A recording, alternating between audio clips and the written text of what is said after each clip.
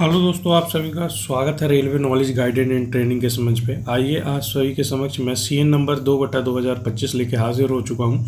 Official notification है और updated version है। अपडेट जो हुआ है उसके बाद मैं ये वीडियो लेके आ रहा हूँ। वीडियो आने में थोड़ा विलम्ब हो गया। आइए इसको हम देखते हैं और समझने का प्रयास करते हैं कि ग्रेड 1 और टेक्नीशियन में किस प्रकार के चेंजेस किए गए हैं और क्या क्या एलिजिबिलिटी क्राइटेरिया वगैरह रखा गया है और एज लिमिट वगैरह क्या दिया गया है। इसके बारे में आज हम फुल डिटेल से जानेंगे और हम देखेंगे कि किस प्रकार आपको फॉर्म फिल करना है। इस प्रकार थोड़ा सा चेंजेस हुआ है इस बार, तो आइए देख लेते हैं। अब देखिए ये लिखा हुआ है, ये आपका लिखा हुआ है government of India, ministry of railway, railway requirement board, और ये आपका सीएन नंबर है जो सेंट्रलाइज एम्प्लॉयमेंट नोटिफिकेशन ये लिखा हुआ है।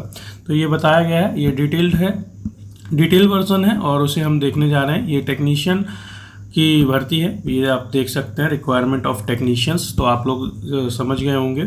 अब देखिए इसमें पहले तो आपको प्रस्तावना है, टेबल ऑफ कंटेंट वगैरह बताया गया है। आपको अगर किसी भी चीज़ में समस्या जा रही है, किसी भी चीज़ को समझने के लिए, देखिए ये जनरल इंस्ट्रक्शन है, इंपॉर्टेंट इंस्ट्रक्शन है, इंपॉर्टेंट डेट्स हैं। तो हम क्या करेंगे, पहले इंपॉर्टेंट डेट्स को देखेंगे। सीरियल नंबर जो हमारा 1 है उसको हम देखेंगे कि कौन कौन सी डेट आपको इम्पॉर्टेंट है, ये हम देखने का प्रयास करेंगे।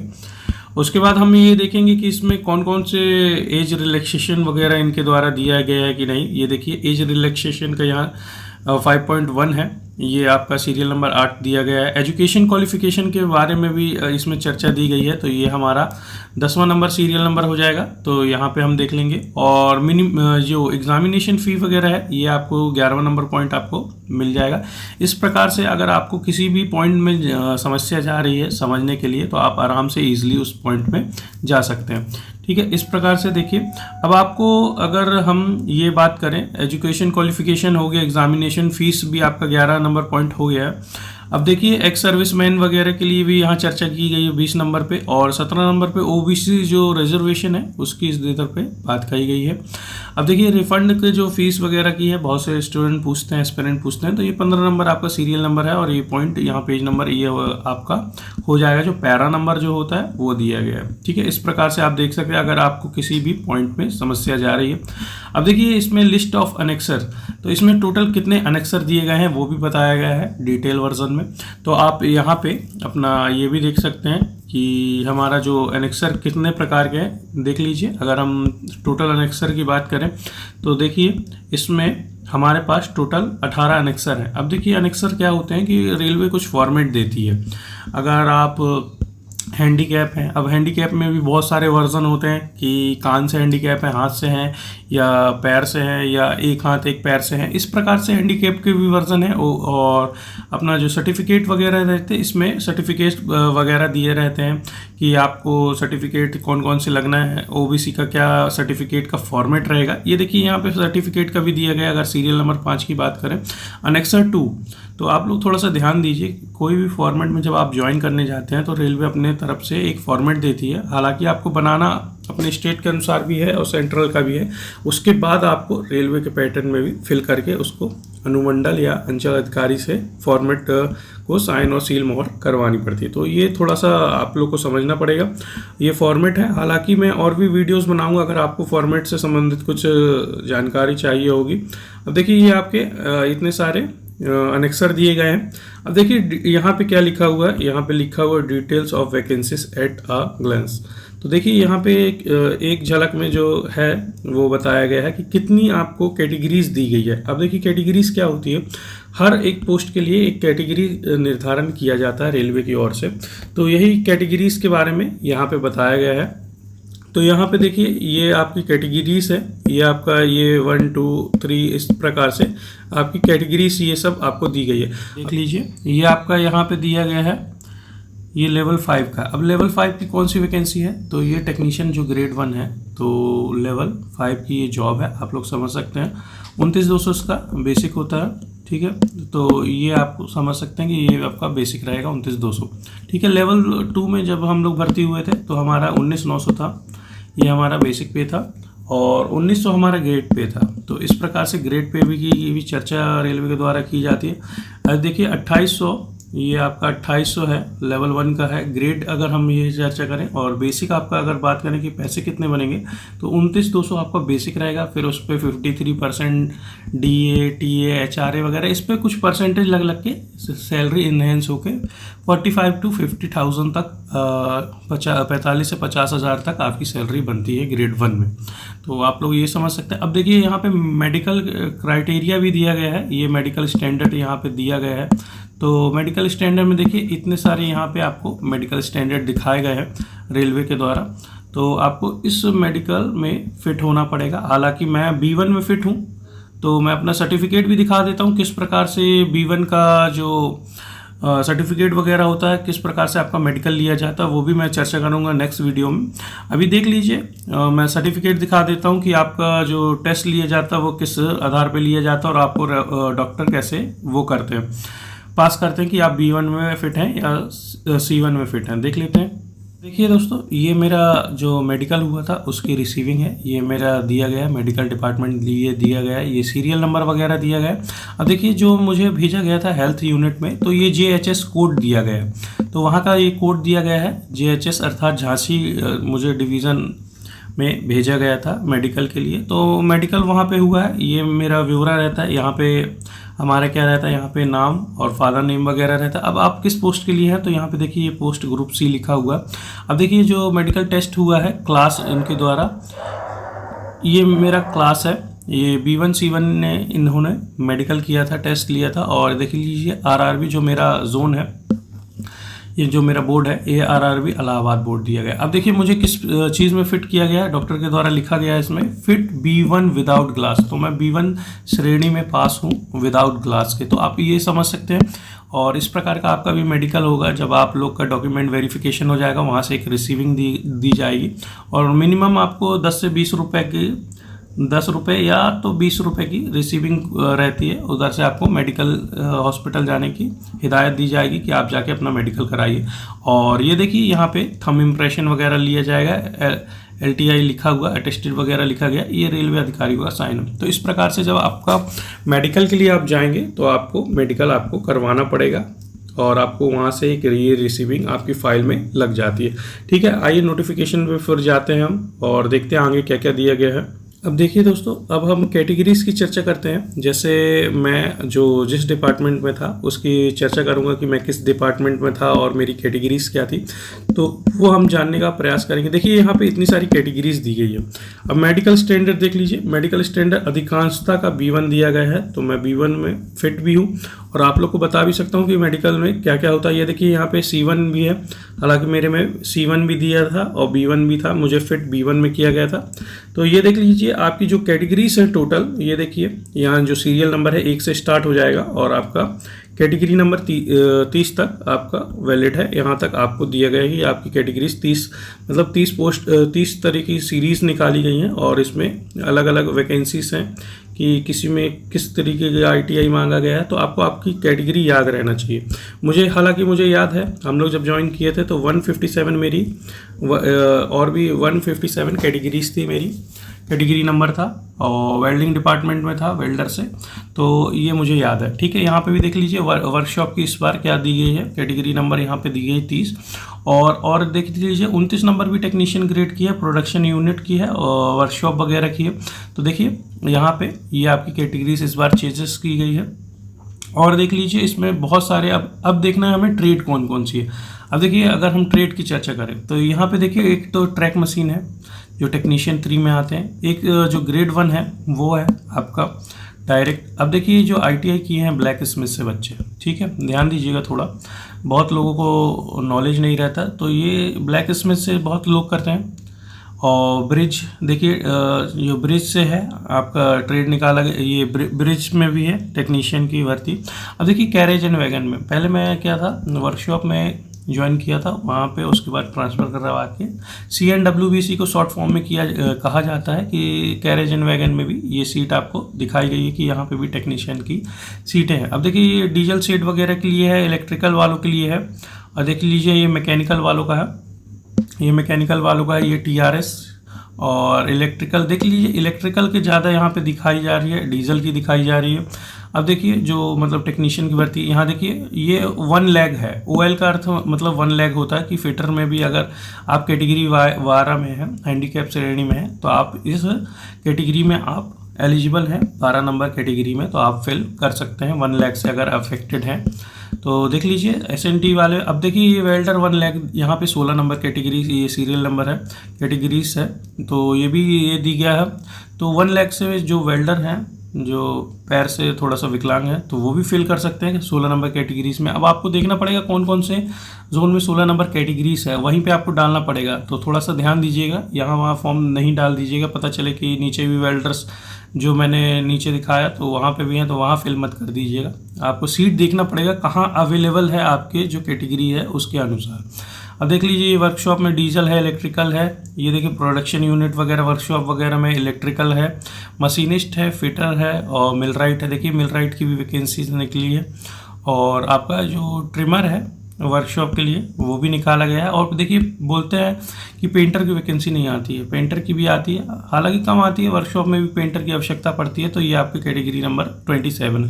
टोटल मिला के इस बार रेलवे के द्वारा 30 प्रकार की कैटेगरीज जनरेट की गई है, या इस प्रकार बोलें कि 30 प्रकार की कैटेगरी दी गई है। ये आपका जो लेवल है लेवल 2 है, और ग्रेड की अगर चर्चा करें तो 1900 ग्रेड हो जाएगा, और बेसिक पेमेंट 19,900 आपका जो बेसिक रहेगा, इस पे फिर TADA लग के आपका पेमेंट बढ़ता है, ये थोड़ा सा ध्यान देना। और मेडिकल अगर कैटेगरीज की बात करें तो अधिकांशता का B1 C1 है। मैं ये भी बता दूंगा कि B1 और C1 किस प्रकार से मेडिकल होता है। अब देखिए टोटल वैकेंसीज की यहाँ पे चर्चा दी गई है 6238 है, 6238 ही मात्र निकाली गई है। और जो एलिजिबल कैंडिडेट हैं उनको ज़रूर से ये फॉर्म फिल करना है। अब देखिए इसमें इंपॉर्टेंट डेट्स वगैरह की हम चर्चा कर लेते हैं। देखिए यहाँ पे डेट वगैरह दिया गया है, ये आपका CN नंबर वगैरह लिखा गया है। Date of indicated notice in employment news, तो ये देखिए 21/6 को आ गया था। अब देखिए जो ओपनिंग डेट है, ये ओपनिंग डेट है ऑनलाइन, तो ऑनलाइन जो ओपनिंग डेट है वो 28/6/2025 है। और जो क्लोजिंग डेट है सबमिशन फॉर एप्लीकेशन, तो 28 आपका ये लास्ट डेट है, 23:59। तो थोड़ा सा आप ध्यान देंगे, ठीक है। अब देखिए यहाँ पे क्या लिखा है, last date for application fee payment के लिए। अब देखिए जो आपका यहाँ पे फ़ी पेमेंट है वो 30/7/2025 तक ही आप फ़ी पेमेंट कर सकते हैं। कभी कभार क्या होता है फ़ी पेमेंट अटक जाता है, तो उसके लिए थोड़ा सा टाइम वगैरह दे दिया जाता है। अब देखिए जो मॉडिफिकेशन विंडो वगैरह है, यहाँ पे देख लीजिए, यहाँ पे ये लिखा गया है कि आपको देखिए RRB आपका चेंज नहीं होगा। अगर आप चाह रहे हैं कि आपने कहीं RRB दूसरा भर दिया और उसके बाद मॉडिफिकेशन में जाके हम चेंज कर लें मॉडिफिकेशन विंडो में, तो आप नहीं चेंज कर पाएंगे। माइनर थोड़ा बहुत मिस्टेक है तो वो चेंज हो जाती है, उसका भी यहाँ समय सीमा दी गई है 1/8/2025 से 10/8/2025 तक। तो थोड़ा सा फॉर्म देख के फिल कीजिए। अब देखिए dates during which eligible scriber candidate must provide the scriber detail application portal. तो ये स्क्राइबर का अर्थ क्या होता है कि बहुत से लोग जो हैंडीकैप कोटा के रहते हैं, तो वो अपना एक एस्पिरेंट या अपना कोई साथी लेके जाते हैं एग्ज़ाम दिलाने के लिए। अब देखिए जैसे हमारा NTPC का एग्ज़ाम पड़ा था, तो उसमें एक कैंडिडेट क्या था, स्क्राइबर नहीं लेके आया था। उससे पहले उनके साथ ये घटना घट चुकी थी कि वो स्क्राइबर लाए थे, तो उनको स्क्राइबर नहीं जाने दिया था अंदर, दूसरा स्क्राइबर उनको दे दिया गया था वहीं पे। तो थोड़ा सा ध्यान दीजिए, आपको स्क्राइबर लेके जाना है, भलाई वहाँ दें या ना दें, इस चीज़ को थोड़ा सा ध्यान दीजिएगा। अब देखिए यहाँ पे क्या दिया गया है, आपका जो फॉर्म है वो जो ऑनलाइन ओनली लिखा हुआ है, मतलब आपको ऑनलाइन ही प्रकार से भरना है। अब देखिए यहाँ 2 प्रकार की जो नंबर है, एक तो ग्रेड 1 की निकाली गई है, एक टेक्नीशियन 3। टेक्नीशियन 3 में बहुत सारी पोस्टें होते हैं। ये देखिए ये आपका इनिशियल पे है 19,900, मतलब ये बेसिक बनेगा। यहाँ पे 29,200 इसका बेसिक बनेगा। ये हालांकि 2800 ग्रेड की होती है। देखिए ग्रेड अलग होता है यहाँ पे देखिए, और आपका टेक्नीशियन का होता है 1900 ग्रेड का। तो आपको ये ग्रेड और आपको ये बेसिक में कंफ्यूज नहीं होना है। अब देख लीजिए इसमें क्या दिया गया, मेडिकल स्टैंडर्ड की अगर चर्चा करी जाए तो B1 में देख लीजिए, टेक्नीशियन ग्रेड 1 में, तो आप लोग को ध्यान रहेगा कि आपको B1 के लिए क्वालिफाई करना है। और इधर पे B1 C1 इस प्रकार से दिया। अब एज लिमिट की देख लीजिए, एज लिमिट 18 से 33 वर्ष दिया गया है ग्रेड 1 की, और टेक्नीशियन के 18 से 30 वर्ष दिया गया है। तो थोड़ा ध्यान दीजिए, इसमें थोड़ा छूट है, 18 से 33 तक ही है। हालांकि कोरोना के टाइम पे तो बहुत ज़्यादा छूट दी गई थी, इस बार नहीं। और जो आपका कैटेगरीज में है, आप जिस भी मतलब कास्ट में आते हैं उस प्रकार से थोड़ा बहुत ऊपर नीचे होगा। अब देखिए जो वैकेंसीज की इसमें चर्चा की गई है, तो पूरे 21 जो आरआरबी से उसमें मात्र 183 ही आपके ग्रेड 1 की सिग्नल वाले की सीट दी गई। अब आप समझ सकते हैं कि कितनी कम सीट हैं, और टेक्नीशियन की 6055 सीट इनके द्वारा दी गई है। RRB railway zone wide detail distribution of vacancies is given annexure B. अब देखिए एनेक्सर बी, जैसे मैंने बताया था कि एनेक्सर दी दिए जाते वैकेंसी टेबल है, तो ये वैकेंसी टेबल में हमको देखना है कि कहाँ कहाँ कितनी कितनी सीटें अवेलेबल है। अब देखिए इंपॉर्टेंट इंस्ट्रक्शन वगैरह दिया गया है। अब देखिए ये पॉइंट थोड़ा सा जानने लायक है कि candidate waiting for final result of prescribed educational qualification या technical qualification are not eligible to apply. तो ये जो पॉइंट दिया गया है कि अगर आपके पास, देखिए ये फॉर्म फिल करते हुए समय आपके पास अगर टेक्निकल या ये जो आपका ग्रेड 1 के लिए क्राइटेरिया है, अगर आपके पास सर्टिफिकेट नहीं है तो फॉर्म नहीं फिल कर सकते। लास्ट डेट तक भी अगर आपका फॉर्म मतलब सर्टिफिकेट अगर है आपके हाथ में तो आप फॉर्म फिल कर सकते हैं। तो ये पॉइंट को थोड़ा ध्यान रखिएगा। अपेयरिंग वाले कुल मिला के नहीं भर सकते, इस चीज़ को थोड़ा सा ध्यान रखना। अब देखिए separate CBT will be conduct for each पे लेवल। अब देखिए आपने क्या किया, आपने दोनों फॉर्म भरना है।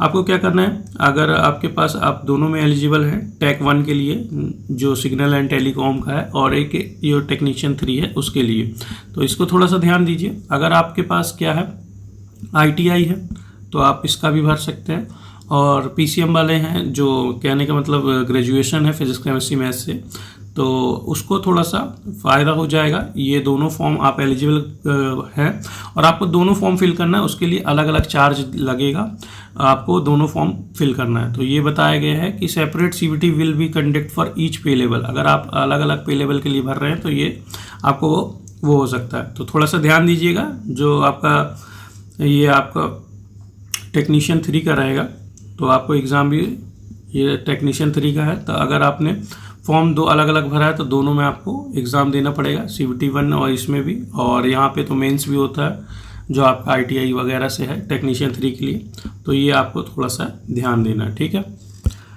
अब देखिए और क्या क्या दिया गया है। Selection RRB and preference for the post candidate should choose only 1 RRB। देख लीजिए, आपको कैंडिडेट को बताया गया, हिदायत दी गई कि आपको एक ही RRB चुनना है। Given pay level and exercise their preference और जोनल रेलवे प्रोडक्शन यूनिट। तो देखिए आपको क्या करना है, एक ही प्रकार एक ही मतलब चुनना है। पहले के समय में क्या होता था, ऑफलाइन होता था, तो टेक 3 जैसे हम बोलें कि बहुत से बच्चे क्या कर देते थे, WCR में डाल देते थे, ITI है यहाँ पे फिल कर दिए, NCR के क्षेत्र में डाल दिए, ठीक है, और ECR के क्षेत्र में डाल दिए या ईस्ट रेलवे के क्षेत्र में डाल दिए कि हमारे पास सर्टिफिकेट तो है, हम 4-5 जोन 4-5 भरेंगे। हालांकि सरकार को उससे फ़ायदा होता था कि आमदनी हो जाती थी, पर स्टूडेंट क्या करते थे, किसी एक ही अगर पढ़ता था तो किसी एक ही में देते थे। इस प्रकार से अब ये ऐसा नहीं होगा, आपको एक ही जोन भरना है। फॉर्म भी आप ज़्यादा फिल नहीं कर सकते हैं, आप एक ही जोन आप फिल कर सकते हैं, चाहे आप ग्रेड 1 का भर दीजिए या ग्रेड 3 जिसे टेक्नीशियन 3 बोला जाता वो उसके लिए। अब देखिए एलिजिबिलिटी की क्राइटेरिया वगैरह है, अब आप लोग देख लीजिएगा। और रिजर्वेशन रिलैक्सेशन वगैरह के लिए पॉइंट दिया गया। All the candidate seeking reservation relaxation benefit application to ST/SC, और ये मस्ट इंश्योर डेट, ये उससे बताया गया है ST/SC वालों के लिए कि क्या छूट वगैरह, उसका हम आगे चर्चा कर लेंगे। ये एज रिलैक्सेशन के लिए था, और ये आपका एज की गणना के लिए बताया गया कि ग्रेड 1 में आपका 1/7/2025 तक 18 से 33 वर्ष हो तो ही आप मतलब अंदर आ रहे हैं तो भर पाएंगे, नहीं तो ये फिर ग्रेड 3 का है 18 से 30 वर्ष के लिए। तो आप लोग इसमें पैरा नंबर भी दिया गया है 5.1 को आप प्रेफर कर सकते हैं, देख सकते हैं अगर कन्फ्यूज़न हो रहा है, ये पॉइंट बताया गया है। अब देखिए ध्यान दीजिए इसमें और क्या क्या दिया गया है। देखिए क्रिएट अकाउंट का बताया गया। अब जितने लोग फॉर्म फिल कर रहे हैं उनको पता होगा कि रेलवे में एक ही क्रिएट एन अकाउंट बनाना है, क्रिएट एन अकाउंट, और उसी से आपके दोनों फॉर्म भर जाएंगे। जो लेवल आपका 5 है, जो ग्रेड 1 आपको बोलते हैं, ये टेक्नीशियन वाला सिग्नल एंड टेलीकॉम वाला, और आपका एक लेवल 2 का है। लेवल 2 का जो टेक्नीशियन वाला ग्रेड 3 या टेक 3। तो आप लोग को एक ही अकाउंट बनाना है, उसी से दोनों फॉर्म को फिल करना है, तो ये थोड़ा सा ध्यान दीजिएगा। Not entire any response for modification on the information finished in the application. तो ये 10/8/2025 तक ही है, आपको मॉडिफिकेशन तक का बताया गया है इसमें। अब देखिए नेगेटिव मार्किंग की भी चर्चा कर दी गई है। यहाँ पे देखिए नेगेटिव मार्किंग बोल्ड अक्षरों से लिखा गया कि 1/3 आपकी नेगेटिव मार्किंग भी, रॉन्ग आंसर आप करेंगे तो आपका नेगेटिव मार्किंग भी काटी जाएगी, ये बताया गया है। अब देखिए यहाँ पे स्टैंडर्ड ऑफ मेडिकल फिटनेस वगैरह के बारे में बताया गया कि A3 में आपका किस प्रकार से होगा, और physical fit in all respect ये आपको बताया। देखिए इसमें सब बताया गया है कि आपका जो विज़न है 6/9 और ये हो विदाउट ग्लास, तो आप लोग A3 के लिए एलिजिबल है। नियर विज़न वगैरह की चर्चा की गई है। और must pass test the colour vision और बाइनोकुलर विज़न, नाइट विज़न और मेसोपिक विज़न। तो देखिए कलर विज़न के लिए हमारा चेक किया गया था, वो जो बुक पढ़ाते हैं वो वगैरह देखा गया था, तो वो भी मैं बता दूंगा किस प्रकार से बुक पढ़ाया गया था। अब देखिए ये B1 का लिए दिया गया, तो A3 है, यहाँ पे B1 है। ध्यान दीजिए ये डिस्टेंस विज़न ये बताया गया है, तो आप लोग देख लेंगे आप लोग को किस कैटेगरी में। ये देखिए B1 और B2 हालांकि ज़्यादातर, और C1 ये टेक्नीशियनों के लिए होता है कि उनका चेक किया जाता, तो ये आई टेस्ट के लिए वगैरह रहता है, और कलर विज़न वगैरह मोस्ट इम्पॉर्टेंट है। बस दो ही चीज़ है, आपका अगर आँख ठीक है और आपका कलर विज़न नहीं है तो आपको कोई समस्या नहीं होगी, आप इजीली पास कर जाएंगे, ज़्यादा उतना समस्या वगैरह नहीं होती। Candidate who have undergone LASIK surgery, जिसने भी लेजिक सर्जरी कराई है, और any other surgical procedure to correct ये refractory error are not eligible for post that require medical standard A3।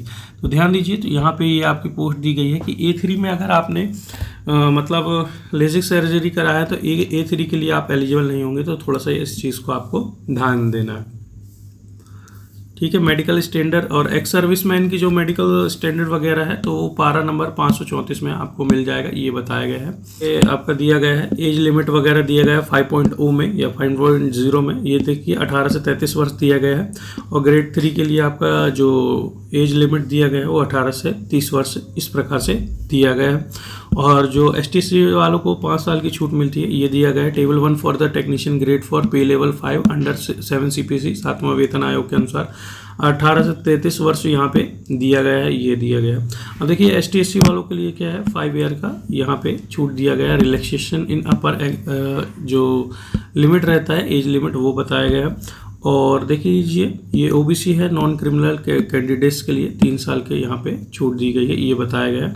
और एक्स सर्विसमैन के लिए यहाँ पे 3 वर्ष दिया गया है। देख लीजिए ये जनरल के लिए 3 वर्ष है, और जो OBC के नॉन क्रिमिनल हैं वो 6 वर्ष है, और STC वाले जो अगर एक्स सर्विसमैन है तो 8 साल उनको छूट मिलेगी, ये बताया गया है। और PWD कैंडिडेट्स वगैरह के लिए देख लीजिए, जनरल के लिए 10 वर्ष और OBC के लिए 13 वर्ष और STC वालों के लिए 15 वर्ष, इस प्रकार से आपको छूट मिलेगी, ये बताया गया है, ठीक है। और भी छूटें हैं, देख लीजिए। Candidate who are serving group C, तो देखिए candidate who are serving group C and erstwhile group D railway staff with minimum 3 years service, as well the substitutes with minimum 3 years service in continuous or in broken spell in railway। तो देखिए ये बताया गया है कि उनके लिए जो एज है, जो ऑलरेडी सर्विंग कैंडिडेट्स हैं, उनके लिए ये एज लिमिट दी गई है कि 43 ईयर तक आप भर सकते हैं। Candidate who are working and quasi administrative office of the railway organisation such as railway canteens, cooperative societies and institutes. तो अब the length of the service render और 5 year whichever is less, जो भी कम हो 5 साल।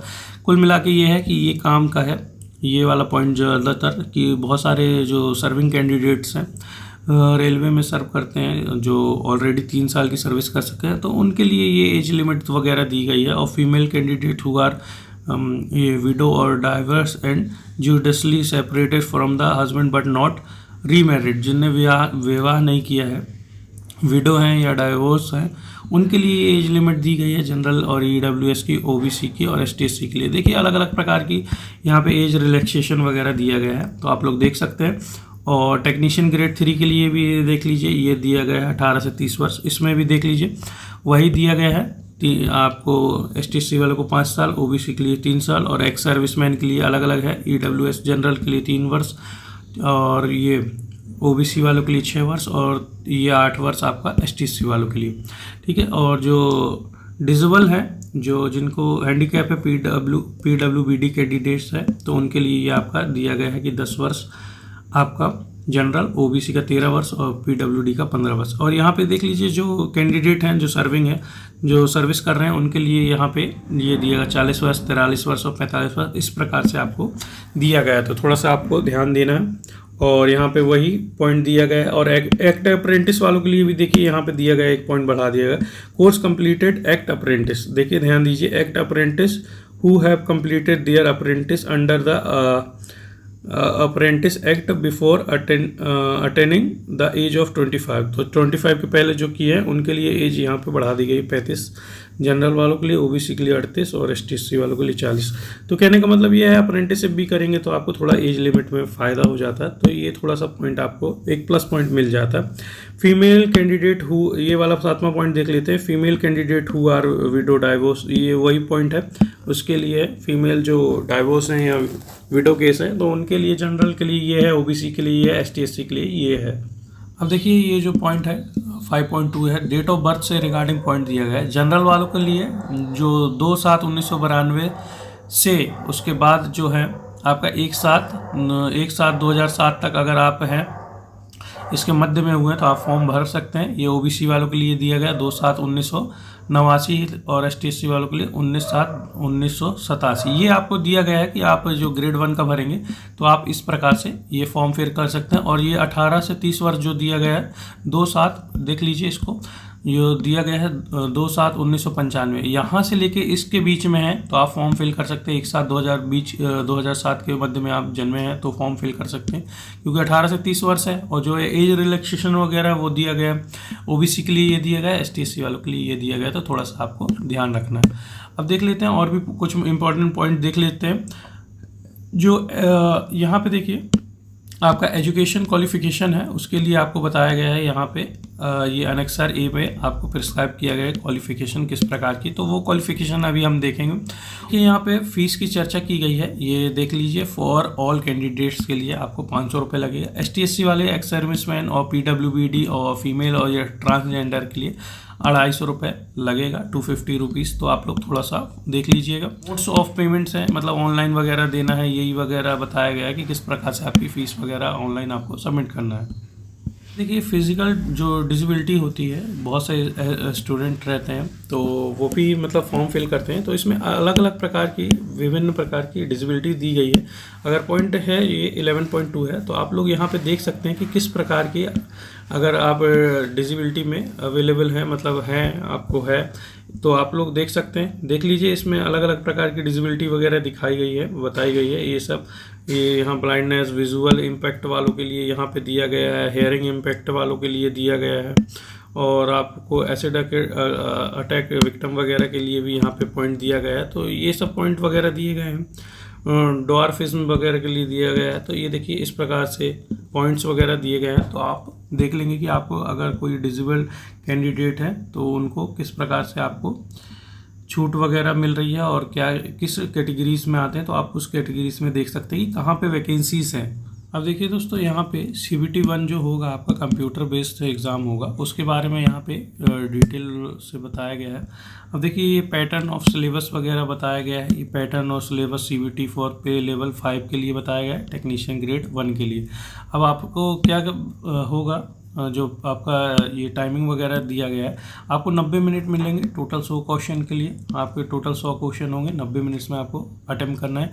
अब 1/3 negative marking है, तो इसको थोड़ा सा ध्यान दीजिएगा। Normalise of marking will be done for the CBT held in multiple shift. तो देख लीजिए इसमें ये साफ साफ बोल दिया गया है कि नॉर्मलाइजेशन होगा ही, हर शिफ्ट में आपका नॉर्मलाइजेशन के लिए बताया गया है। तो ये मल्टीपल शिफ्ट बताया गया है कि जो भी CBT होगा उसमें नॉर्मलाइज किया जाएगा। The marks scored in CBT shall be used for short listing of candidate for the further stage. तो देखिए शॉर्ट लिस्टिंग किया जाएगा फर्दर स्टेज के लिए of the this requirement process. तो ये आपको बताया गया है। Syllabus for CBT of CBT of technician grade 1 signal वालों के लिए ये सिलेबस वगैरह की चर्चा की गई है। अब देखिए सिलेबस में, देखिए सिलेबस तो सेम ही होगा। ये आपका जनरल अवेयरनेस दिया गया है, जनरल इंटेलिजेंस और रीजनिंग दिया गया है, basic of computer and application दिया गया है। हालांकि देखिए एनटीपीसी का एग्ज़ाम देखे आए हैं तो पता चल गया कि कंप्यूटर बहुत ज़्यादा आ रही है। ये आपको मैथ्स 20 पूछ रहा है और बेसिक साइंस आपको 35 पूछ रहा है, इस प्रकार से पूछ रहा है। जनरल अवेयरनेस 10 पूछेगा और रीजनिंग 15 पूछेगा और ये कंप्यूटर 20 नंबर की कंप्यूटर पूछ रहा है। तो कंप्यूटर को थोड़ा सा ध्यान दीजिएगा। ये लिखा हुआ सिलेबस फॉर सीबीटी और लेवल 2 के लिए जो बताया गया है उसमें देखिए इसमें दिया गया है, ये यहाँ पे ग्रेड 3 लिखा गया है। ये देखिए मैथ्स दिया गया है, जनरल इंटेलिजेंस जो रीजनिंग है वो दिया गया है और जनरल साइंस और जनरल अवेयरनेस दिया गया है। इसमें देखिए कंप्यूटर नहीं है, ग्रेड 3 वाले में जो आप देख रहे हैं इसमें कंप्यूटर का कहीं वर्णन नहीं किया गया। और जो आपका लेवल ये जो ग्रेड 5 का है, सॉरी ये जो टेक्नीशियन 1 का है, ग्रेड 1 का है, इसमें देखिए कंप्यूटर दे दिया गया है। इसमें कंप्यूटर की वजह से थोड़ा सा दिक्कत हो रही है बच्चों को। कंप्यूटर का ये आपका 20 नंबर का आपका कंप्यूटर दिया गया है, ठीक है। ये दोस्तों इसमें एक नया जोड़ दिया गया है, live photo capturing of the candidate during application. ये 14.4 ये इनके द्वारा अभी जोड़ा गया है कि जो भी आप फॉर्म फिल कराएंगे तो आपका जो वेब कैम होता है तो उसके द्वारा आपको करंट की फ़ोटो ये ले लेगा। तो इस बार अच्छा खासा मतलब इनके द्वारा वेरिफिकेशन किया जाएगा कि किस प्रकार से लोग फॉर्म भर रहे हैं। तत्काल की भी फ़ोटो, करंट की फ़ोटो ले ली जाएगी, ये उसमें बताया गया। ये वाला पॉइंट में ये आपका 14.4 पॉइंट है, इसको देख लीजिएगा। इसमें ये वाला पॉइंट है 14.5.1। इसमें देखिए कैंडिडेट के सिग्नेचर के बारे में बताया गया कि बहुत से लोग का क्या होता है, फॉर्म रिजेक्ट कर दिया जाता है। अब किस कारणों से किया जाता है? The signature must be written by the candidate only, मतलब कैंडिडेट के ही द्वारा वो करना है। Use a black ink pen on white paper. तो देखिए सिग्नेचर जब आप करेंगे तो ब्लैक इंक से ही आपको करना है, वो भी वाइट पेपर में। और देखिए और क्या इसमें बताया, नॉट इन ब्लॉक कैपिटल और डिसजॉइंट्स लेटर। तो आप क्या करते हैं, जैसे बहुत से लोग साइन करते हैं इस प्रकार से अगर करते हैं तो घसीटा में आपको करना है कुल मिला के। बहुत से लोग क्या करते हैं कि उसको अलग अलग कैपिटल लेटर में देखिए इस प्रकार से इस तरीके से करने का प्रयास करते हैं, तो इस तरीके से आपको नहीं करना है, इस चीज़ को ध्यान दीजिए। वाइट पेपर में आपको यहाँ पे पॉइंट दिया गया है कि वाइट पेपर में ब्लैक इंक के साथ आपको सिग्नेचर करना है। अब देखिए जो स्पेसिफिकेशन फॉर सिग्नेचर है ये बताया गया है। इसमें देखिए जो फाइल साइज़ वगैरह है वो भी इसमें बता दिया गया है कि यहाँ पे देखिए फाइल का साइज़ आपका 30 KB से KB तक होना चाहिए। जो फाइल का है JPG है, JPEG ओनली होना चाहिए। 100 DPI का होना चाहिए। मिनिमम रेजोल्यूशन वगैरह का बताया गया है। वाइल्ड ये दिया गया है वृत्त, और ये हाइट दिया गया है। Signature image should be centred with in the box. तो देखिए जो बॉक्स वगैरह बताया गया उसमें के बीच में ही आपको साइन करके वो करना है, ये बताया गया है। अब देख लीजिए ground of rejection of online application के बारे में कि किस किस प्रकार से आपके जो फॉर्म है वो रिजेक्ट हो सकते हैं। Use are non white background, मतलब यूज़ बैकग्राउंड वाइट नहीं यूज़ कीजिएगा तब।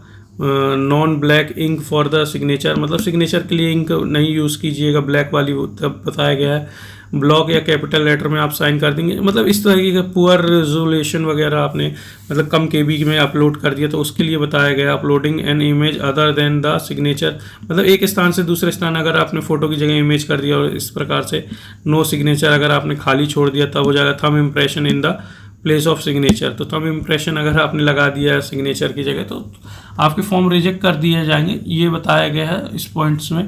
दोस्तों ये एब्रीवेशन दिया गया है, तो आपको डिसेबिलिटी का एब्रीवेशन दिया गया है कि किस प्रकार की किसको डिसेबिलिटी है। तो वो यहाँ पे अपना देख सकते हैं कि आपको किसी को अगर डिसेबिलिटी है तो आप किसके अंतर्गत आ रहे हैं और उस जोन में आपको जाके देखना है कि आपकी सीट वहाँ पे अवेलेबल है कि नहीं।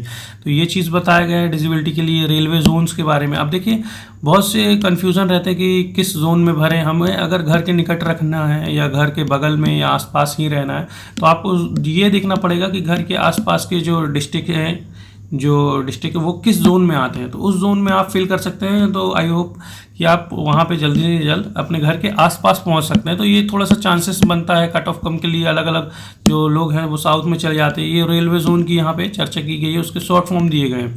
तो बहुत से स्टूडेंट को शॉर्ट फॉर्म नहीं पता रहते, तो आप लोग को जो भी पता हो कि आपके घर के पास में जो भी रेलवे स्टेशन है या वो किस जोन में आता है, तो आप इस चीज़ को थोड़ा सा समझ के उस जोन में आप फॉर्म फिल कर सकते हैं कि बाद में आपको ट्रांसफ़र के लिए समस्या ना हो। ठीक है, इस प्रकार से ये जनरल इंस्ट्रक्शन वगैरह, काउंसिल सर्टिफिकेट्स वगैरह बताया गया है, तो आप लोग देख लेंगे। अब यहाँ पे देखिए ये पोस्ट पैरामीटर आपको दिखाना चालू कर दिया है, जो 30 कैटेगरीज थी उनके लिए। अब यहाँ पे पोस्ट पैरामीटर्स यहाँ पे दिए गए हैं। अब देखिए पहला जो आपका है टेक्नीशियन 1 या हम जिसे ग्रेड 1 भी बोलते हैं, सिग्नल वालों के लिए लेवल 5 की है। SNT में सिग्नल के लिए देखिए मेडिकल जो है B1 है, तो B1 आप देख सकते हैं, देख लीजिए। VI यहाँ पे दिया गया है, यहाँ पे VI के लिए कोई सीट नहीं है, HI के लिए कोई सीट नहीं है। VI का मतलब होता है विजुअल इम्पेयर्ड, और जो HI है हेयरिंग इम्पेयर्ड वालों के लिए, जो हेयरिंग में सुनने में असमर्थ हों या आपका जो देखने में असमर्थ है, उनके लिए इस दर पे नहीं दिया गया है, नो पर लिखा हुआ है। और देखिए ये LD है, जो आपका LD है लोकोमोटर डिसेबिलिटी है, उसके अंतर्गत यहाँ पे कुछ दिए गए हैं, तो इसके अंतर्गत हैं तो आप थोड़ा बहुत फिल कर सकते हैं। और यहाँ पे देखिए जो OD है, यहाँ देखिए OD और यहाँ पे MD में नो लिखा हुआ है। मल्टीपल डिसेबिलिटीज़, बहुत से लोग ऐसे एस्पिरेंट होते हैं जिनको मल्टीपल डिसेबिलिटीज़ होती है, जैसे कान से नहीं सुन सकते हैं, हाथ और पैर से थोड़ी समस्याएं हैं, तो ये मल्टीपल डिसेबिलिटीज़ में आते हैं। एक से अधिक जो डिसेबिलिटीज़ जिनके पास होती है वो अधिक इसमें आते हैं, MD कैटेगरीज में आते हैं। तो आपके पास सर्टिफिकेट वगैरह भी होना चाहिए डॉक्टर का। यहाँ पे विजुअल इम्पैक्ट और हेयरिंग इम्पैक्ट वालों के लिए कोई सीट नहीं है। अब देखिए इसमें जो पैरामीटर है क्वालिफिकेशन का वो देख लेते हैं। इसमें दिया bachelor of science in physics. अगर आपने ये आपका बैचलर डिग्री है electronics, computer science, information technology, instrumentation from a recognised university institute और लगाया हुआ है यहाँ पे, अगर आपके पास ये है तो भी आप फॉर्म फिल कर सकते हैं। या BSc in a combination of any sub stream of the basic stream of physics. तो आपका देखिए जो भी सब स्ट्रीम अगर आपने फिजिक्स या केमिस्ट्री लिया तो भी आप ग्रेड 1 के लिए फिल कर सकते हैं। Computer science, information technology, instrumentation from a recognised university. तो देखिए कुल मिला के ये है, अगर आपने बैचलर जो है bachelor of science in physics आपने किया हुआ है तो आप फिल कर सकते हैं। कंप्यूटर साइंस वगैरह से किया तो कर सकते हैं। BSc इन कॉम्बिनेशन लिया है, अगर बहुत से लोग क्या करते हैं कॉम्बिनेशन ले लेते हैं, एनी स्ट्रीम, मतलब एनी स्ट्रीम में भी इनका दिया गया है कि ये अगर आपके एनी स्ट्रीम है बेसिक स्ट्रीम ऑफ फिजिक्स तो आप फिल कर सकते हैं, ये बताया गया। अब देखिए इसमें और क्या दिया गया है, 3 year diploma in engineering in the above the basic stream. अब देखिए इसमें भी ये इंजीनियरिंग, अगर बहुत से स्टूडेंट क्या करते हैं इंजीनियरिंग वगैरह किए रहते हैं तो वो भी इस फॉर्म को फिल कर सकते हैं। तो ये बताया गया कि आपने इंजीनियरिंग वगैरह की है, बेसिक स्ट्रीम से कॉम्बिनेशन है आपका, तो degree in engineering in the above basic stream, तो भी आप फॉर्म फिल कर सकते हैं, ये बताया गया। तो फिजिक्स केमिस्ट्री वालों के लिए है मौका, और इंजीनियरिंग वगैरह अगर आपने किया है, ये कंप्यूटर साइंस से अगर है आपका तो ये भी बताया गया है कि अगर कंप्यूटर साइंस वगैरह है, इलेक्ट्रॉनिक्स वगैरह है, ये आपके अगर इंजीनियरिंग में भी है तो आप फॉर्म फिल कर सकते हैं ग्रेड 1 का, तो थोड़ा सा ध्यान देना है। अब देखिए ये टेक्नीशियन जो ग्रेड है, ये टेक्नीशियन ग्रेड ट्रैक मशीन वालों के लिए है, जो ट्रैक पे चलते हैं उसमें टी अच्छा बन जाता है। ठीक है, ये इंजीनियरिंग डिपार्टमेंट के अंदर आता है, ट्रैक मशीन इसका लिखा हुआ है, देख लीजिए। जैसे ये जो सब डिपार्टमेंट है, देखिए एक होता है डिपार्टमेंट और एक होता है सब डिपार्टमेंट। तो इसमें देखिए जो इंजीनियरिंग के अंतर्गत आते हैं और उसमें क्या है, ट्रैक मशीन है।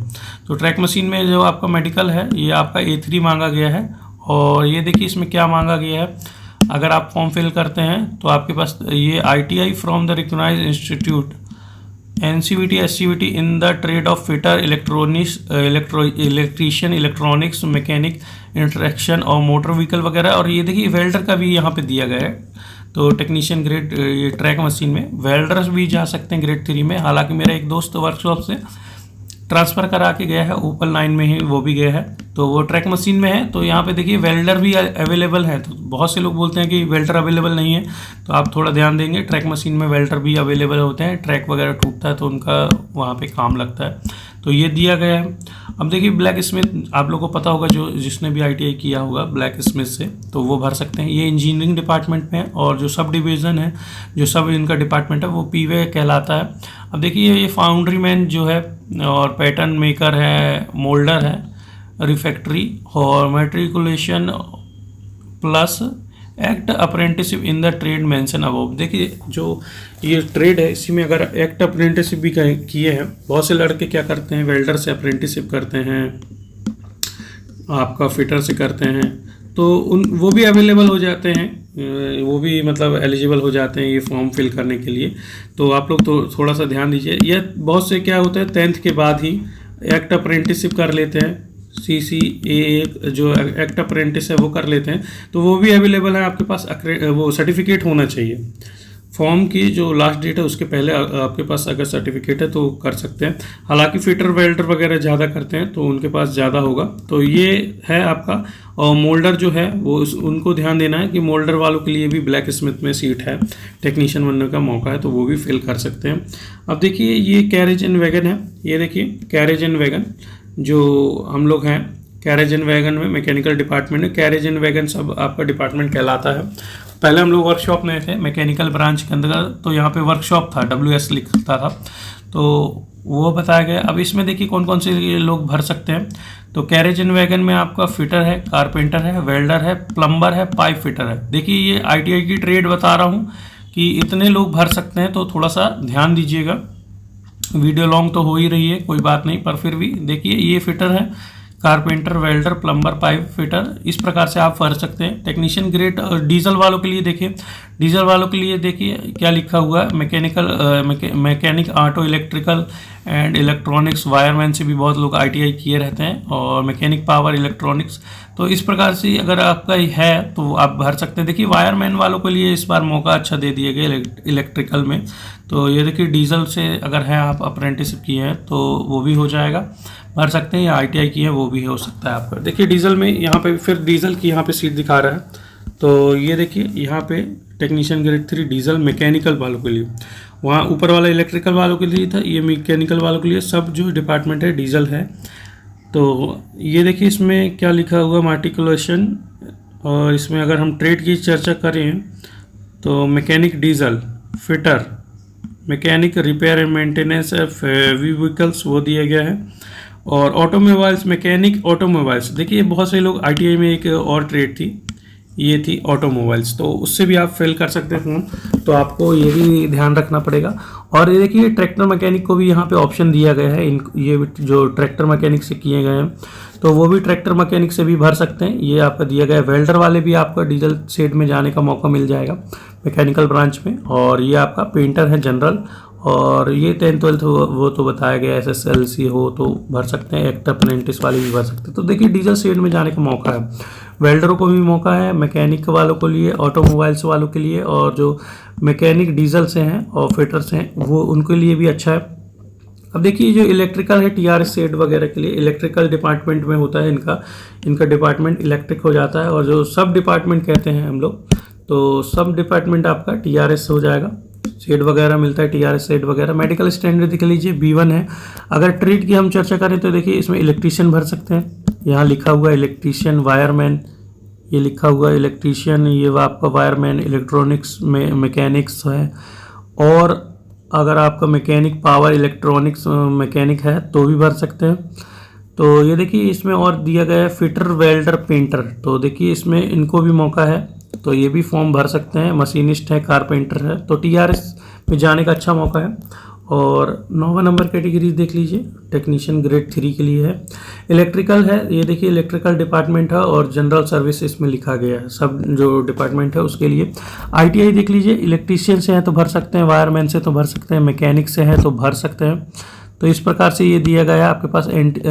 जो NCVT है, अगर आपने किए हैं तो आप फिल कर सकते हैं ये फॉर्म को, या एक्ट अप्रेंटिस। देखिए एक्ट अप्रेंटिस सब चीज़ में मांगा गया है, पर कुछ गिनी चुनी मतलब ट्रेडिंग में ही एक्ट अप्रेंटिस लोग करते हैं, तो वो बताया गया है। अब देखिए ये जो है इलेक्ट्रिकल वालों के लिए टेक्नीशियन ग्रेड 3 इलेक्ट्रिक TRD, सब डिपार्टमेंट देखिए अलग अलग होते हैं। ये TRD वालों के लिए है, डीजल वालों के लिए अलग होता है, TRS वालों के लिए अलग होता है, तो ये सब डिपार्टमेंट है। हालांकि आते हैं मैकेनिकल और इलेक्ट्रिकल ब्रांच में, जो डिपार्टमेंट होता है मेन उसके अंतर्गत ही आते हैं। तो इसमें देखिए अगर ITI की बात करें तो इसमें क्या क्या लिखा हुआ है, देखिए इलेक्ट्रीशियन दिया गया है, वायरमैन दिया, वायरमैन के लिए देखिए इलेक्ट्रिकल वालों के लिए ठीक है, मैकेनिक दिया गया है, और आपका इलेक्ट्रॉनिक्स मैकेनिक दिया गया है, और ये आपका अप्रेंटिस वगैरह के लिए बताया गया है, ये पॉइंट दिया गया है। ये देखिए EMU, ये भी इलेक्ट्रिकल डिपार्टमेंट में है, सब डिपार्टमेंट EMU है, इसमें भी देख लेते हैं। देखिए दोस्तों, ये जो कैटेगरी नंबर 12 है यहाँ पे दिया गया है टेक्नीशियन ग्रेड फिटर। कल डिपार्टमेंट में इनकी ड्यूटी सर्विस जो जनरल सर्विस होगी। अब देखिए इसमें B1 तो इसका मेडिकल कैटेगरी क्राइटेरिया है।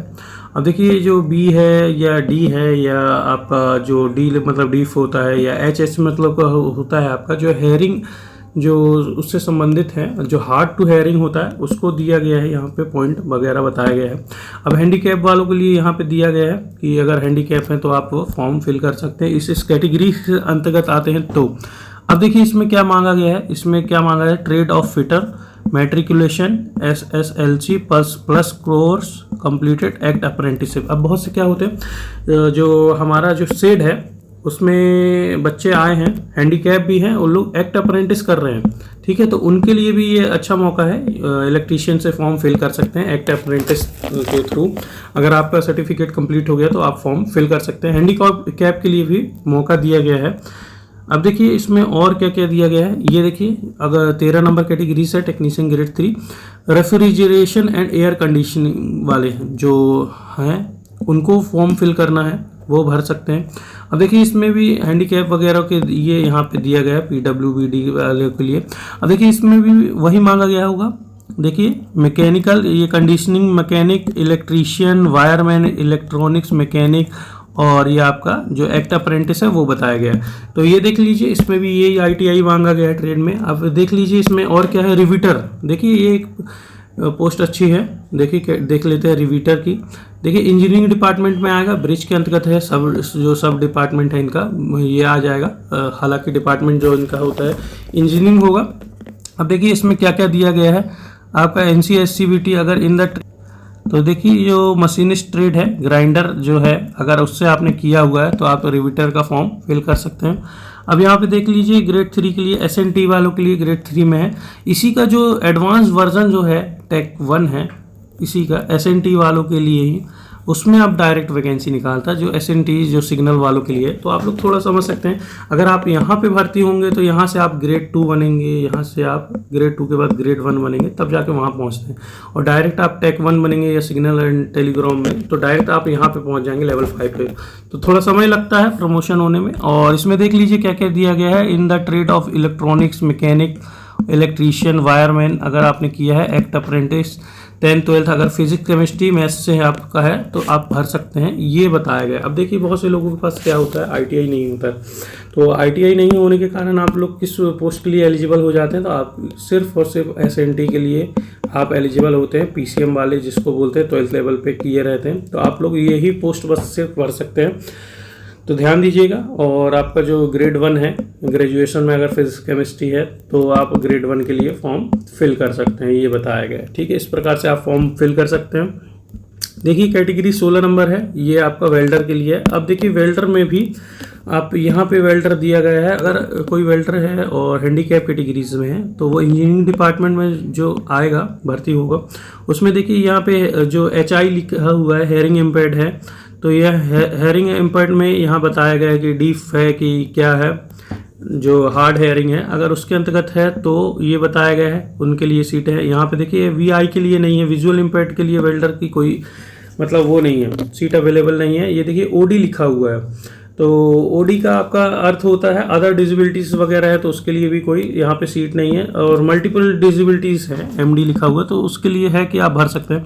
अब देखिए इसमें क्या क्या दिया गया है, इसमें दिया गया है आपका जो trade off welder, welder gas and electric, welder structural, और वेल्डर पाइप, और वेल्डर टिकमिक वेल्डर। हालांकि वेल्डर सभी वेल्डर में ये आ जाता है, तो भर सकते हैं आप वेल्डर वाले भी। यहाँ पे भी देखिए क्रेन ड्राइवर के लिए भी इस बार सीट निकाली गई है, तो ये देखिए क्रेन ऑपरेटर वगैरह है, कैटेगरी नंबर 17 है, और ये वर्कशॉप में निकाली गई, ओपन लाइन में शेड में निकाली जाती है। ये देखिए मैकेनिकल के अंतर्गत ये ब्रांच आती है, तो मैकेनिकल के अंदर ये वर्कशॉप में निकाली गई है। अब आपके पास अगर ये है मोटर व्हीकल से है आपके पास, तो आप फिल कर सकते हैं, ये मैकेनिक लिखा हुआ है। और मटेरियल हैंडलिंग इक्विपमेंट कम ऑपरेटर्स हैं, क्रेन ऑपरेटर हैं, ऑपरेटर लोकोमोटिव है, एंड रेल क्रेन्स लिखा हुआ, तो आप फिल कर सकते हैं ये क्रेन ड्राइवर के लिए। ये देखिए कारपेंटर वर्कशॉप के लिए, तो सबसे अच्छी पोस्ट मैं इनको मानता हूँ कि ज़्यादा इसमें समस्या नहीं रहती है।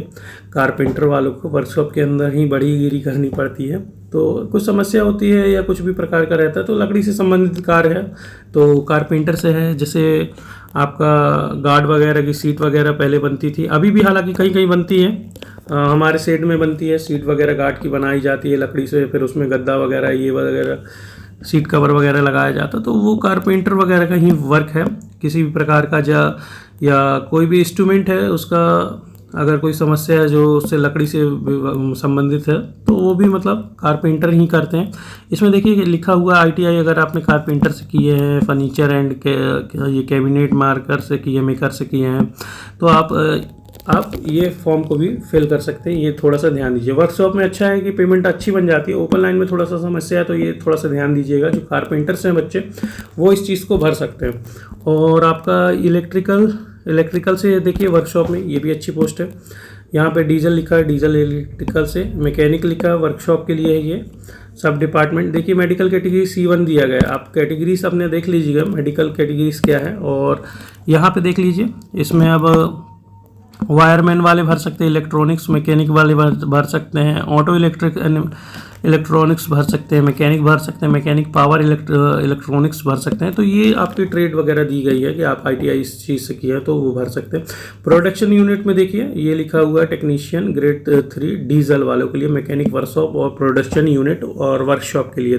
तो ये देखिए प्रोडक्शन यूनिट यहाँ लिखा हुआ है, साफ साफ लिखा गया है। प्रोडक्शन यूनिट वगैरह में अच्छा खासा है, तो यहाँ पे देख सकते हैं। और आपको देखिए यहाँ पे डीजल से जो बनेंगे उनके लिए क्या क्या मांगा गया है ITI के लिए। देखिए यहाँ पे फिटर दिया गया है और आपका दिया गया है mechanic diesel, mechanic repair and maintenance इस हैवी व्हीकल्स, मैकेनिक ऑटोमोबाइल्स, ये दिया गया है मैकेनिक मोटर व्हीकल, ट्रैक्टर और मैकेनिक वेल्डर, पेंटर जनरल, और ये आपका अप्रेंटिस वगैरह दिया गया। तो अब देख लीजिए यहाँ पे आप लोग भर सकते हैं। ये फिटर ट्रेड से अगर है तो आप ये भर सकते हैं डीजल वालों के लिए, है ना। और देख लीजिए इलेक्ट्रिकल वाले के लिए technician grade 3 workshop and signal and ये आपका TL। तो ये देखिए इसमें इलेक्ट्रिकल वाले भी भर सकते हैं वर्कशॉप के लिए, और आप देख सकते हैं। तो इसमें देख लीजिए क्या मांगा गया है। अगर आप इलेक्ट्रीशियन हैं, वायरमैन का कोर्स किए गए हैं या मैकेनिक का किए गए हैं और ये मैकेनिक लिखा गया है, तो इस प्रकार से आप ये भी आप फॉर्म फिल कर सकते हैं। 21 नंबर कैटेगरी है। और यहाँ पे देख लीजिए इलेक्ट्रिकल प्रोडक्शन यूनिट और वर्कशॉप के लिए ये बताया गया है। इसमें भी हालांकि सब में यही दिया गया है। देखिए डिपार्टमेंट अगर इलेक्ट्रिकल है तो आपको इलेक्ट्रीशियन होना अनिवार्य है। ITI अगर इलेक्ट्रीशियन से किया है या वायरमैन से किया है या इलेक्ट्रॉनिक्स मैकेनिक से किया गया या मैकेनिक पावर इलेक्ट्रॉनिक्स से किया गया, तो कुल मिला के ये है कि जो आपका डिपार्टमेंट है उससे रिलेटेड यहाँ पे दिया गया है कि उस ट्रेड में अगर आपने किया है तो भर सकते हैं। ये जैसे ये फिटर है, अब फिटर के लिए भी यहाँ पे दिया इलेक्ट्रिकल वालों के लिए, तो यहाँ पे देखिए फिटर है इंक्लूड, ट्रेड ऑफ फिटर, और ये यहाँ पे यही दिया गया है। इलेक्ट्रिकल वाले अगर फिटर से हैं तो भर सकते हैं। देखिए यहाँ पे दिया गया है 24 नंबर कैटेगरी मशीनिस्ट, और ये मैकेनिकल में है। मशीनिस्ट की बात की गई है तो आपको ये पता होगा मशीनिस्ट की अगर हम चर्चा की है तो मशीनिस्ट अगर इसमें ट्रेड आएगी ही आएगी। अब देख लीजिए ये मशीनिस्ट ट्रेड थी, 24 नंबर कैटेगरीज थी। तो ये देखिए यहाँ पे मशीनिस्ट दिया गया है। टर्नर है आपका मैकेनिकल में। वर्कशॉप में देखिए है हमारे साथ के कुछ कर्मचारी लेथ मशीन वगैरह चलाते हैं, व्हील टर्न करते हैं, तो वो उसी के अंतर्गत आते हैं। टर्नर वगैरह है, जो रेलवे के चक्के हैं टर्न वगैरह होते हैं। अगर आपने मेरी वीडियोस में डली है, अगर आपने देखा नहीं है कि कैसे टर्न वगैरह होते हैं, चक्कों को कैसे मतलब छीला जाता है, रेलवे के चक्कों को नया बनाया जाता है, तो आप लोग देख सकते हैं उस वीडियो को। मैं लगा दूंगा उस वीडियो को एंड में, तो आप लोग थोड़ा देख के उसका वर्क को भी समझ सकते हैं। यहाँ पे देखिए मैकेनिकल वालों के लिए ये दिया गया मैकेनिकल प्रोडक्शन यूनिट में, तो इसमें देखिए फिटर मांगा गया है, कैटेगरी नंबर जो 25 है, तो ये 25 नंबर कैटेगरी है आपका। और इसमें देखिए क्या क्या मांगा गया है। ये मांगा गया है फिटर, वेल्डर, मशीनिस्ट, और मशीनिस्ट ग्राइंडर भी है, मैकेनिक ये, और आपका टर्नर दिया, ऑपरेटर एडवांस दिया गया है। इस प्रकार से अगर आपने किया है तो भी भर सकते हैं। 25 नंबर कैटेगरी ये है। और 26 नंबर देखिए मिलराइट वालों के लिए है, जो ITI किए रहते हैं मिलराइट से, उनके लिए है। प्रोडक्शन यूनिट में ये दिया गया है और मेडिकल भी स्टैंडर्ड ठीक ठाक है। मेडिकल आपका जो है C1 आपका दिया गया है। और इसमें देखिए अगर ITI की बात करें तो आपका क्या होना चाहिए, मिलराइट से अगर आपने किया है, मेंटेनेंस मैकेनिक से किया है, मैकेनिक मशीन और टूल मेंटेनेंस से। देखिए टूल मेंटेनेंस ये वाला थोड़ा सा देख लीजिए, टूल मेंटेनेंस क्या है कि टूल मेंटेनेंस से भी बहुत लोग ITI कर लेते हैं, तो उनको भी यहाँ पे बेनिफिट मिल जाता है। तो आप लोग को देखना है, और यहाँ पे दिया गया एडवांस मैकेनिक टूल और मेंटेनेंस वगैरह दिया गया है, तो आप लोग ये मिलराइट के लिए भी भर सकते हैं। तो ध्यान दीजिएगा, आप जिस भी मतलब ट्रेड से ITI किए हैं तो आपको यहाँ पे क्वालिफिकेशन अपनी चेक करना है कि आप एलिजिबल हैं कि नहीं उस पद के लिए। जैसे ये मिलराइट के लिए था टेक्नीशियन ग्रेड 3 के लिए, तो आपको ये चीज़ थोड़ा सा आपको ध्यान रहना चाहिए कि आप उस पद के लिए एलिजिबल हैं। अब जोन में जाके देख लीजिएगा कि कितनी सीट हैं। अब देख लीजिए ये 27 नंबर है, जल्दी हम इसको निपटाते हैं। ये 27 नंबर है। अब देखिए पेंटर है, पेंटर वर्कशॉप के लिए पेंटर है। उसमें क्या होता है, अलग अलग वैगनों में पेंट करते हैं पेंटर लोग, तो ये बताया गया है। अब आपको ITI वगैरह यहाँ पे होना चाहिए, ठीक है। मैकेनिकल के ब्रांच के अंतर्गत है, वर्कशॉप के अंतर्गत आपको जॉब मिलेगी। अब देखिए इसमें क्या है, पेंटर के लिए जनरल ड्यूटी है, और क्या है डोमेस्टिक पेंटर है, इंडस्ट्रियल पेंटर है, ये बताया गया है। तो अगर आपने ITI की है तो इससे आप फिल कर सकते हैं पेंटर से। ये देखिए ट्रिमर से है, ट्रिमर वर्कशॉप के, ये भी मैकेनिकल ब्रांच के अंतर्गत है, वर्कशॉप में है। और मेडिकल जो कैटेगरी है ये आपका C1 मेडिकल कैटेगरी से। अब देखिए इसमें क्या दिया गया है, अगर आपने ट्रेड ऑफ ट्रेलर जनरल किया है, देखिए टेलरिंग से भी पहले होता था, तो अगर उससे किया है तो हो सकता है। अपहोस्टर है, कटिंग एंड सुइंग है, सुइंग और टेक्नोलॉजी ड्रेस मेकिंग से, बहुत लोग इससे भी ITI करते थे, ड्रेस मेकिंग से या डिज़ाइनिंग एंड मास्टर कल्चर से, तो भी वो ट्रिमर में भर सकते हैं, टेक्नीशियन ग्रेड 3 बन सकते हैं वर्कशॉप के अंतर्गत। तो आप लोग थोड़ा सा इस चीज़ को ध्यान दीजिएगा। और दो ट्रेड और बच रही है हमारा, एक प्रोडक्शन यूनिट में वेल्डर बचता है और एक वर्कशॉप में बचता है। तो देखिए ये इस चीज़ में तो मैं ज्वाइन हुआ हूँ, तो इसका मुझे नॉलेज है। वर्कशॉप में मैं ज्वाइन हुआ था, वेल्डर से हूँ। तो मैकेनिकल हम लोग का ब्रांच था, और हमारा जो सब डिपार्टमेंट था वो वर्कशॉप कहलाता था। अब देखिए इसमें मेडिकल C1 मांगा गया है, तो ये आपका C1 मेडिकल दिया गया है, और ये दिया गया है। और अगर आपको ITI जो है वेल्डर से है तो स्वाभाविक सी बात है कि इसमें वेल्डर मांगेगा ही। ट्रेड अगर आपने ITI किया है वेल्डर से, तो ये बताया गया है, ये वेल्डर स्ट्रक्चरल लिखा हुआ, वेल्डर पाइप गैस टिक में अगर आपने वेल्डिंग से किया है, फैब्रिकेशन वगैरह में ITI किया गया है, या अप्रेंटिस करते हैं वेल्डर वाले बच्चे बहुत सारे करते हैं, तो वो फिल कर सकते हैं। और 29 नंबर देखिए प्रोडक्शन यूनिट से संबंधित है, जहाँ पे प्रोडक्शन होता है, किसी भी चीज़ का निर्माण होता है, तो वहाँ पे ये चीज़ बताया गया है कि प्रोडक्शन यूनिट वाले यहाँ पे फिल कर सकते हैं। ये हालांकि देखिए ये वर्कशॉप वाला मैकेनिकल ब्रांच में आता है, ये प्रोडक्शन यूनिट वाला इंजीनियरिंग डिपार्टमेंट में आता है। इसमें भी सब जो डिपार्टमेंट है वो वर्कशॉप मिलता है।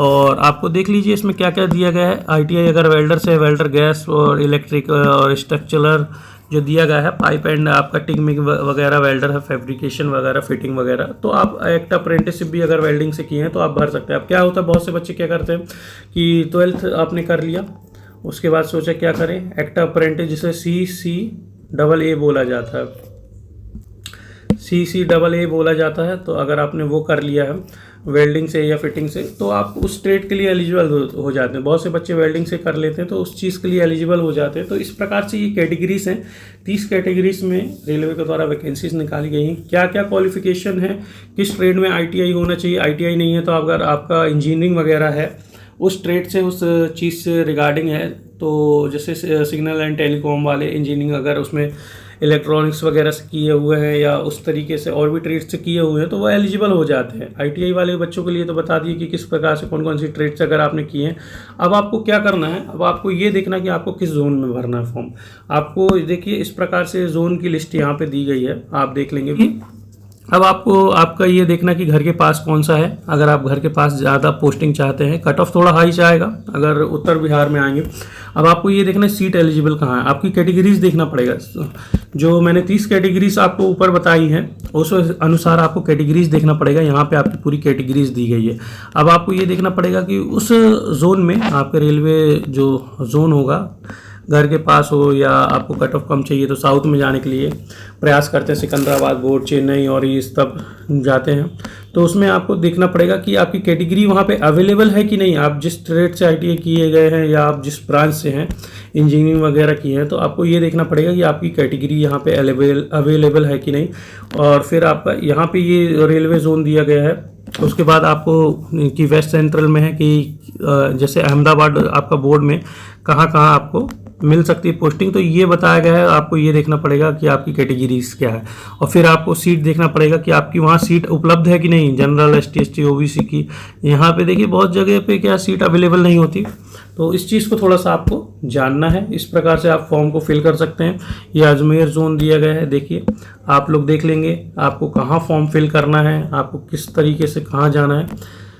तो इस तरीके से आप अपनी पहली कैटेगरीज देखेंगे कि कैटेगरी आपकी अवेलेबल है कि नहीं। यहाँ पे देखिए इतनी सारी कैटेगरीज दी गई है, तो ये कैटेगरीज है। उसके अंतर्गत फिर आपको देखना पड़ेगा, आपको जोन भर देंगे। अब उसके अंतर्गत आपको पोस्टिंग मिलेगी कि यहाँ पे इतनी जगह हैं, आपको कहीं भी पोस्टिंग मिल सकती है। घर के पास जाना है तो आपको अपना स्वयं का, जैसे राजस्थान के बच्चे हैं तो अजमेर भर सकते हैं, बहुत से लोग अजमेर भर देते हैं। अब यहाँ पे कैटेगरीज देखना पड़ेगा कि आप किस कैटेगरी के अंतर्गत हैं और फॉर्म को फिल कर दीजिएगा। फिर उसके बाद आपको जो भी आपका डिवीज़न अलॉट होगा उसमें आपको जाके ज्वाइन करना पड़ेगा। ज्वाइनिंग से संबंधित अगर आपको किसी भी प्रकार की जानकारी चाहिए होगी कि बॉन्ड कैसे बनाना है और कैरेक्टर सर्टिफिकेट वगैरह कैसे बनाना है, तो उसके लिए आप कमेंट कर सकते हैं। मैं हमेशा कमेंट में अवेलेबल रहता हूं। और ये आपके पूरे जोन है, आपको ज़रूर देखना है। जैसे WCR के बच्चे क्या करते हैं, भोपाल डालते हैं, तो भोपाल में आप देखिए यहाँ पे इतने सारे हैं कैटेगरीज, आपको देखना है। यहाँ पे देखिए, यहाँ पे हालांकि इस तरीके से निकाला गया ग्रेड 3 और फिटर, और ये इलेक्ट्रिकल डीजल और कैरेज एंड वैगन वगैरह निकाला गया WCR में, और ब्लैक स्मिथ भी निकाला गया WR में। तो इस तरीके से आप भर सकते हैं फॉर्म। इस प्रकार से पूरे जोन दिए गए हैं, 21 जोनों का है। जैसे ये भुवनेश्वर है तो भुवनेश्वर भी भर सकते हैं, बिलासपुर है बिलासपुर भर सकते हैं। आपको कैटेगरी देखना पड़ेगा कि आपने ITI जिस ट्रेड से की है तो वहाँ, और अपना आपकी कैटेगरी जिस जाति के हैं, जो जनरल, ST, SC, OBC के हैं, वहाँ सीट अवेलेबल है कि नहीं, तो उस प्रकार से आपको फॉर्म भरना पड़ेगा। ये देखिए चंडीगढ़ आपको दिखा रहा है, ये देखिए चंडीगढ़ में आपको देखना पड़ेगा कि आपकी कैटेगरी वहाँ पे अवेलेबल है कि नहीं। और देखिए लीजिए चेन्नई, ये है चेन्नई, जैसे कट ऑफ कम के लिए लोग भागते हैं, तो ये कैटेगरीज वगैरह यहाँ पे दी गई हैं। तो आपकी अगर सीट अवेलेबल है उस ब्रांच में तो आप उस कैटेगरी के लिए अवेलेबल हो जाएंगे, तो आप फॉर्म फिल कर सकते हैं। और देखिए चेन्नई वाले हैं, गोरखपुर है, ये गुवाहाटी है, और देखिए गुवाहाटी ये भी है, और जम्मू, श्रीनगर वगैरह दिया गया है। कोलकाता, देखिए आधे से ज़्यादा बच्चे बिहार वाले कोलकाता भागेंगे। वहाँ पे देख लीजिएगा कि कैटेगरी है कि नहीं। यहाँ पे देख लीजिए, अगर हम देखें तो 1 लाख में ये देखिए वेल्डर अवेलेबल है, जो ट्रेड के हैं, इलेक्ट्रिकल वाले हैं, डीजल वाले अवेलेबल हैं, मशीनिस्ट के लिए भी है। वर्कशॉप देखिए यहाँ पे मशीनिस्ट के लिए निकाल दिया गया है, वर्कशॉप के लिए। तो कोलकाता वाले जो मशीनिस्ट की हैं कोलकाता जा सकते हैं, उस प्रकार से भर सकते हैं। और मालदा है, मुजफ्फरपुर देख लीजिए बिहार का, ये आपको मुजफ्फरपुर में यहाँ पे बस ग्रेड 1 की सीट दी गई है, लेवल 5 की। तो ये देख लीजिए, यहाँ पे तो पता नहीं क्या हुआ है कि सीटें ही नहीं दे रहा है। और देख लीजिए सीट वहाँ मुजफ्फरपुर में अवेलेबल है ही नहीं। ये देखिए अनेक्सर बी में मुंबई का है, ये मुंबई वालों के लिए है, आप देख लीजिएगा मुंबई में सीट अवेलेबल है कि नहीं आप लोग की, जिस ट्रेड से ITI की है मुंबई। और ये देखिए पटना में देखिए सीट अवेलेबल नहीं है। ये बेल्डर 1 लाख से दिया गया, सिर्फ और सिर्फ यहाँ पे सीट ECR वालों को दिया गया। जनरल की 2 सीट है, SC की 1 है, ST की 1 है, और OBC की 2 है। 1 लाख से अगर हैंडीकैप हैं आप तो यही बात है। अपनी देख लीजिएगा कि आप किस कैटेगरी में हैं और आप फॉर्म फिल कर सकते हैं कि नहीं, उस चीज़ के लिए अवेलेबल हैं कि नहीं, तो आप भर सकते हैं। ये देखिए यहाँ पे भी दिया गया है। प्रयागराज में देखिए वेल्डर 1 लाख दिया गया है, OL का मतलब 1 लाख ही होगा, और प्रोडक्शन वगैरह है, यूनिट्स के लिए है। तो आप लोग देख सकते हैं NCR में देखिए ये दिया गया है, 3 सीट दी गई है, तो आप देख सकते हैं इस प्रकार से ये दी गई है। और इसी प्रकार की और भी सीट है, और भी जानकारी के लिए मैं फिर समय समय पे हाजिर होता रहूँगा आप सभी के समक्ष। और देखिए अगर आपको एनेक्सर बनाने में समस्या जा रही है, अब देखिए ये पैटर्न है रेलवे के द्वारा, तो आपको पहले अपने जो डिस्ट्रिक्ट लेवल पे बनता है वो बनाना है, फिर सेंट्रलाइज वाला बनाना है, उसके बाद ये फॉर्मेट बनाना है रेलवे का जो पैटर्न रहता है उस पर सिर्फ आपको फॉर्म को भर के सील मोहर करवाना रहता है अंचल या अनुमंडल से। ये फॉर्मेट आपको दिए गए हैं। अनेक्सर 2 ये देख लीजिए, नॉन क्रिमिनल ईयर के लिए ये सर्टिफिकेट वगैरह दिए गए हैं, तो आप उसके लिए भी बना सकते हैं, ठीक है। और आपका ये सेल्फ डिक्लेरेशन है वगैरह है ओबीसी एनसीएल कैंडिडेट के लिए, तो ये आपको पीडीएफ भी अवेलेबल है, नेट पे उपलब्ध है, तो आप डाउनलोड कर लेंगे। अगर किसी प्रकार का आपको समस्या होती है तो आप कमेंट ज़रूर कीजिएगा, मैं प्रयास करूँगा कि जितना संभव हो सके आपको उत्तर दूँ प्रश्नों का। यह अनेक्सर वगैरह दिया गया है, देख लीजिए। ये जो हैंडीकैप वाले बच्चे हैं उनके लिए भी है, तो यहाँ पे देख लीजिए, name and address of the medical authority issuing the certificate. जो आप हैंडीकैप वगैरह आप फिल करेंगे तो उनके लिए भी है कि आप कहाँ से किस तरीके के हैंडीकैप हैं। जो मैंने हैंडीकैप की बहुत सारी बताया है कि हेयरिंग में है, विजुअल इम्पैक्ट है या मल्टीपल डिसेबिलिटीज़ है, तो उसके लिए ये बताया गया है। और ये सब आपको फॉर्म भराना पड़ेगा, बाद की प्रोसेस है वो। हालांकि अभी तो एग्ज़ाम आप दीजिए, प्रिपरेशन कीजिए, और इसी तरीके की वीडियोस के लिए मेरे साथ बने रहिए। फिर मुलाकात होगी आप सभी से, तब तक के लिए जय हिंद, वंदे मातरम।